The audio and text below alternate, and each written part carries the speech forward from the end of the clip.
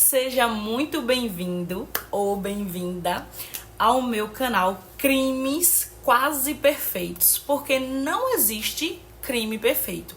O meu nome é Gabriele e se você não é inscrito ainda no meu canal, se inscreve aqui embaixo. Estou com a meta de 500 inscritos até dezembro. Se você ainda não me acompanha nas redes sociais, acompanhe, porque lá eu te mostro um pouquinho dos bastidores, um pouquinho da pessoa por trás dos casos criminais. Hoje teremos o primeiro episódio do quadro Quem é o Assassino?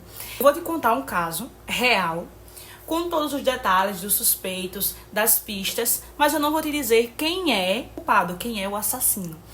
E você vai ter que descobrir. No final, eu vou te dizer quem é.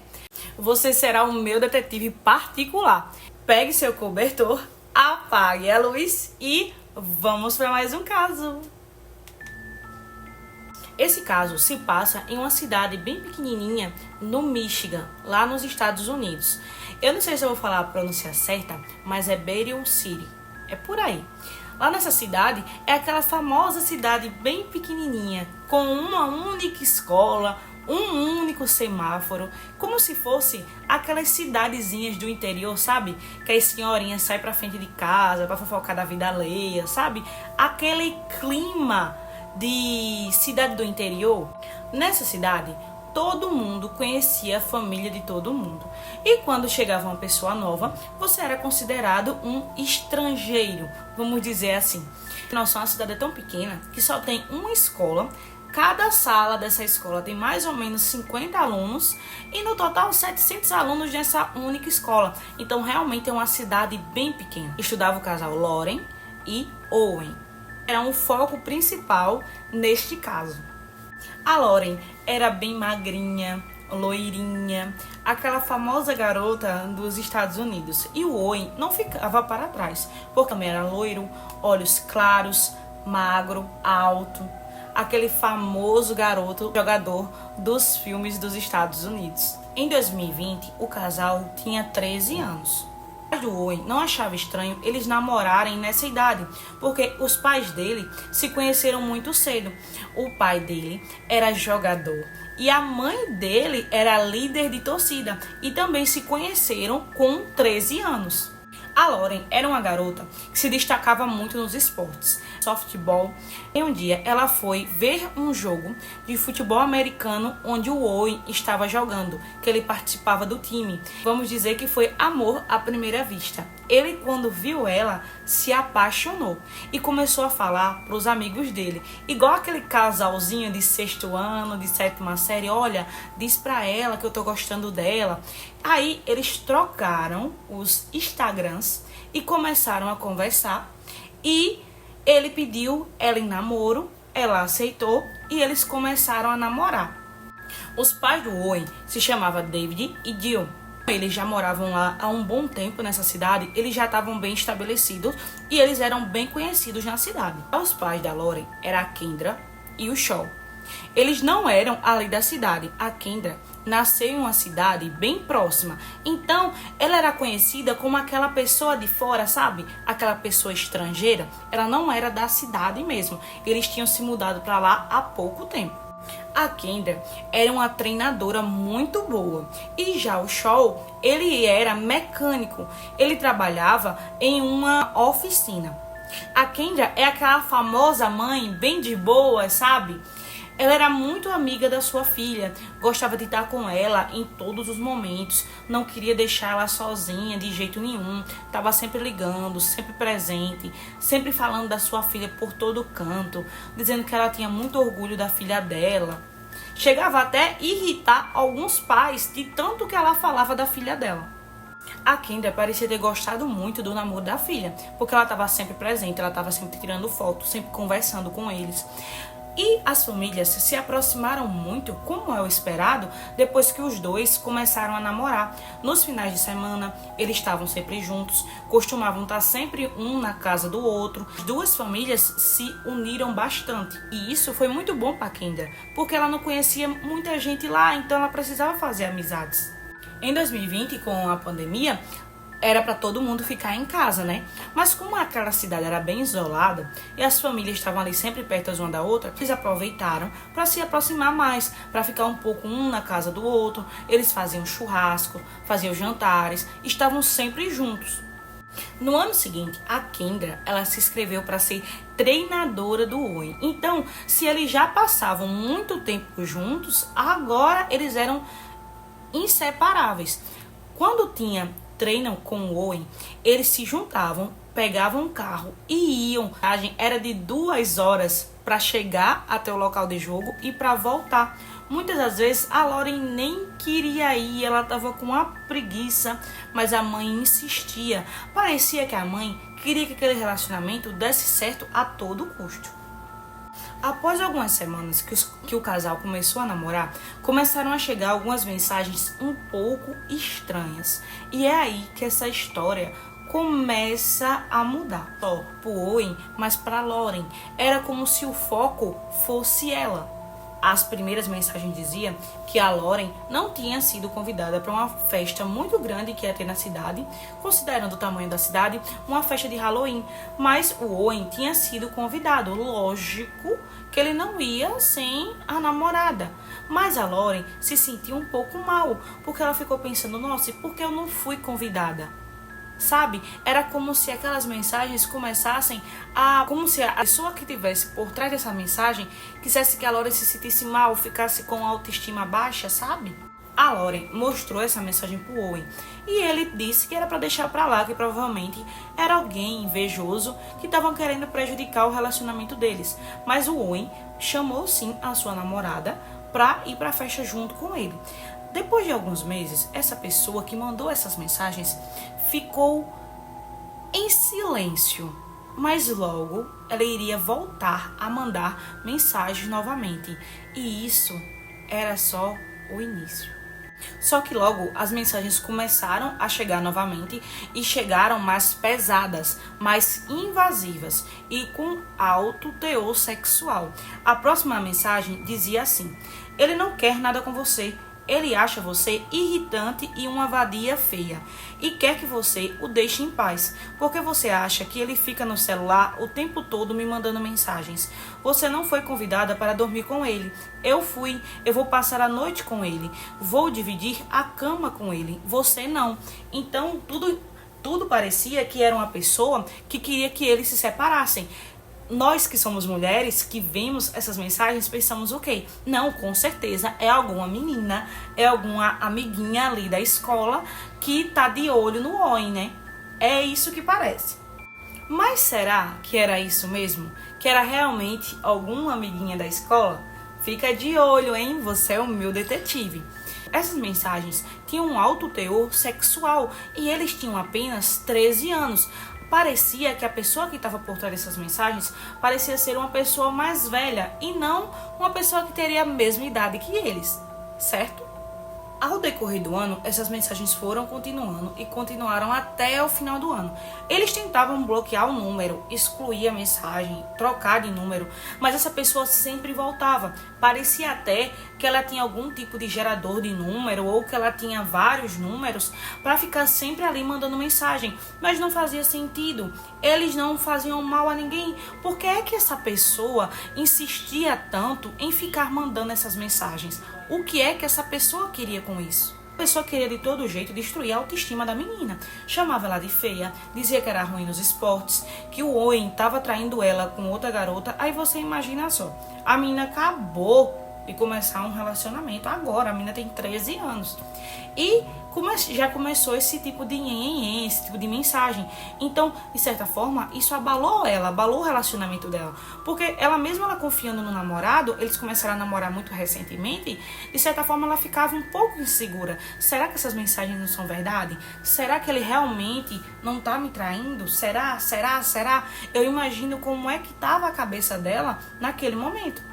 Algumas vezes ela chegou a responder, dizer que aquilo não ia abalar os dois. E algumas vezes, infelizmente, ela caía naquelas mensagens e ficava perguntando o que é que estava acontecendo, se aquilo realmente era verdade. E isso começou, como eu falei, a abalar o relacionamento dos dois. Porque o Owen também ficava se perguntando, oxe, por que ela não tá confiando em mim? Ela não confia em mim? Quando os dois iniciaram o ensino médio, acabaram que eles se afastaram um pouco. De certa forma, a confiança do relacionamento ficou muito abalada e acabou que os dois decidiram fingir que tinham terminado para ver se essas mensagens davam uma parada. Eles pensavam que essa tática de fingir que não estava namorando mais ia dar certo e essas mensagens iam parar, porque cada vez estava ficando mais pesado e eles estavam ficando mais preocupados, porque isso já tinha se tornado um cyberbullying. Infelizmente, uma coisa muito comum lá nos Estados Unidos. Mas as mensagens não paravam de chegar. Ele não vai estar com você neste final de semana.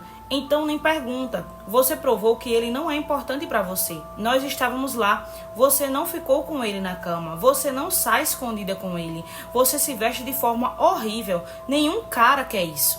Então qual é a menina que não ficaria desconfiada? E essas mensagens continuaram chegando e cada vez piorando mais o nível. As mensagens não pareciam estar sendo mandadas por uma pessoa só. Parecia que era um grupo. Chegaram a chamar a Lauren até de anorexa. Eu tenho certeza que isso mexeu profundamente com ela. Porque eles decidiram terminar o relacionamento permanentemente para ver se aquilo tudo acabava. Eles tinham acabado de iniciar um relacionamento e não suportaram essa pressão. Até esse momento, os pais não sabiam dessas mensagens que estavam chegando no celular dos filhos, nem da Lauren, nem do Owen. Mas chegou o momento que tiveram que contar para os pais, porque já estava passando de todos os limites.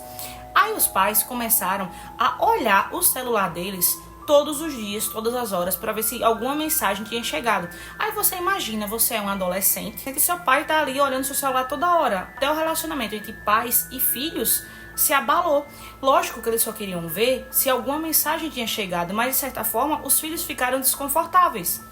Lembra que eu falei pra vocês que eu pensava que se eu estivesse lá, né, eu ia pensar que seria alguma menina da escola que tivesse a fim do Owen? Então, os pais tinham o mesmo pensamento. Eles pensavam que aquela pessoa seria alguma menina da escola que queria alguma coisa com o Owen e estava fazendo isso para separar os dois. Mas como as palavras estavam passando do limite, tinha teor sexual, tinha agressão física, então eles decidiram botar um ponto final nisso e descobrir quem era. Tinha uma menina lá chamada Chloe, que já era amiga de infância do Owen. E ela era conhecida como uma daquelas meninas, sabe, de escolas populares. E como ela era amiga de infância do Owen, e já não achava que pintava um clima, até mesmo antes dele começar o relacionamento dele com a Lauren, vamos dizer que os pais começaram a desconfiar dela. E nas mensagens começaram a dar a entender que seria a Chloe. Um dia a Chloe estava até esquiando em uma cidade próxima e quando eles tentaram rastrear o número estava dando exatamente do lugar onde a Chloe estava esquiando. No ano seguinte, em novembro de 2021, a mãe do Owen viu uma reportagem de um garoto que levou uma para a escola e matou 2 amigos dele. Então ela ficou muito mais preocupada e correu para falar com a mãe da Lauren para elas poderem denunciar aquilo que estava acontecendo, porque para elas aquilo tinha que ter um fim que já estava rolando há muito tempo. Esse cyberbullying começou em 2020, já estava em 2021, já tinha um ano que essas mensagens não paravam de jeito nenhum. Lauren começou a achar também que seria a Chloe, porque a Chloe também tinha um grupo de amigas. E ela juntou uma coisa com a outra e disse, não, eu acho que realmente é a Chloe. E até chegou a falar com a mãe dela, comentar que achava que seria a Chloe, que estava mandando aquelas mensagens. Um ano antes desse bullying todo começar, a mãe da Lauren conseguiu um emprego novo e ia começar a trabalhar a uns 40 minutos de distância dali, em uma nova universidade, mas isso ia gerar uma renda extra para eles. Eles chegaram até mudar de casa, mudaram para um chalé enorme, super bonito, com vários quartos. Até o pai da Lauren, o Shaw, começou a dizer que aquela seria a casa dos sonhos para ele. Depois que o cyberbullying começaram a acontecer coisas muito estranhas. A Kendall começou a dar várias desculpas de coisas que estavam dando errado. Cheques sem fundo que estavam voltando. Eles tiveram que mudar daquela casa maravilhosa. Várias coisas estavam acontecendo que o Shaw não tinha noção. Porque quem controlava o dinheiro, quem pagava as coisas da casa, tudo era a Kendall. Só que estava tudo muito estranho. Kendall deveria estar trabalhando em outra cidade, a mais ou menos 40 minutos dali. Só que algumas pessoas começaram a ver ela no estacionamento da escola mexendo no telefone e começaram a ficar se perguntando: gente, e ela não deveria estar trabalhando? O que é que ela está fazendo aqui? Só que a Kendall sempre tinha uma desculpa. Ela dizia que estava trabalhando de casa, ela dizia que estava trabalhando do carro, e as pessoas começaram a estranhar aquele comportamento dela. A mãe do Owen tinha certeza que a pessoa que estava mandando as mensagens era a Chloe. E o que foi que ela começou a fazer? Ela começou a mandar várias mensagens para a polícia da cidade, dizendo que quem estava fazendo era a Chloe, que ela tinha que ser investigada, tudinho. E a pessoa que estava mandando aquelas mensagens disse que não queria ser pega porque ela tinha influência com a polícia da cidade. E o pai da Chloe era da polícia. Então tudo ligava. Só que vocês não acham que ficou um pouco óbvio demais? Por que é que, já que era ela, já que o pai dela era policial, por que ela estaria dando tanto na cara? Eu fiquei achando bem estranho, sabe, tudo isso? Em dezembro de 2021, a polícia entrou com tudo no caso. Um cara chamado Dan Boyer, ele era um policial, ele notou que as primeiras mensagens, as letras, eram maiúsculas. E depois começaram a mudar com o passar do tempo. Até pareciam que eram duas pessoas diferentes. Começou a fazer uma investigação profunda. Ele foi na escola, falou com professores, pegou números de alunos, foi atrás, buscou se alguém falava parecido, se tinha alguma conexão com aquelas mensagens, mas ele infelizmente não descobriu nada. E mesmo assim, todo mundo continuava achando que era a Chloe. Pais do Owen tentaram até proibir o celular na escola. Chegaram, falaram com a direção, disseram que estava prejudicando os dois, que estava prejudicando o desenvolvimento dos dois, mas eles não conseguiram. Difícil proibir os adolescentes ficarem com o celular em pleno 2020 e 2021, né, gente? Como a polícia não encontrou nada, decidiram chamar o xerife. O xerife se chamava Mike. O xerife falou com o pai da Chloe e disse que ela era uma suspeita, que todos estavam suspeitando dela. Aí o que foi que a Chloe fez? A Chloe pegou o celular, deu o xerife fez uma análise, limpou, olhou tudo no celular dela e ela deixou o celular com o pai dela. Então analisaram e viram que em determinados momentos que estavam chegando mensagens, a Chloe não estava nem com o telefone, então não tinha como ser ela. Lembra que eu disse a vocês que eu tava achando tudo muito suspeito? Eu tô até tentando ajudar vocês, hein? Que eu tava achando tudo muito suspeito, que aquela pessoa tava dando muitas dicas, aquela pessoa que talvez fosse a Chloe. Depois que o pai dela limpou o nome dela e realmente perceberam que não era a Chloe, ficou aquilo no ar. Então, na verdade, era outra pessoa que estava tentando incriminar a Chloe. E aí, até aqui, vocês já conseguiram descobrir quem é o assassino? Nesse caso, a gente não tem um assassinato, né? Mas no caso, quem é o culpado? Vocês já sabem? Se não, a partir de agora, vai ficar na cara quem é o suspeito. E eu vou explicar a vocês a partir de agora por que foi essa pessoa. Se passaram mais meses e nada de descobrir quem era o verdadeiro culpado, não era a Chloe, descobriram que não era a Chloe, conseguiram inocentar ela e cada vez as mensagens ficavam mais pesadas. A pessoa chegou a dizer que era para ela tentar se matar, que ele não gostava mais dela, que ninguém queria saber mais dela, que era para tentar tirar a vida dela logo. A pessoa estava incentivando ela a se matar. Em 2022, a polícia pediu ajuda ao FBI. Agora sai essa resposta. Finalmente o FBI conseguiu rastrear o número. Agora é a virada de chave. Vocês não sabem da onde estava vindo as mensagens. De dentro da casa da Lauren. Exatamente. Quem estava mandando essas mensagens era a mãe da Lauren. Ou seja, a todo momento, quem estava dizendo pra Lauren se matar, quem estava dizendo que a Lauren era feia, que a Lauren era ruim, que estava com o namorado dela, que estava dormindo com o namorado dela, tudo isso era a mãe da Lauren. Gente, que absurdo. Quando eu vi o final dessa história, eu disse, não, eu tenho que levar pra eles.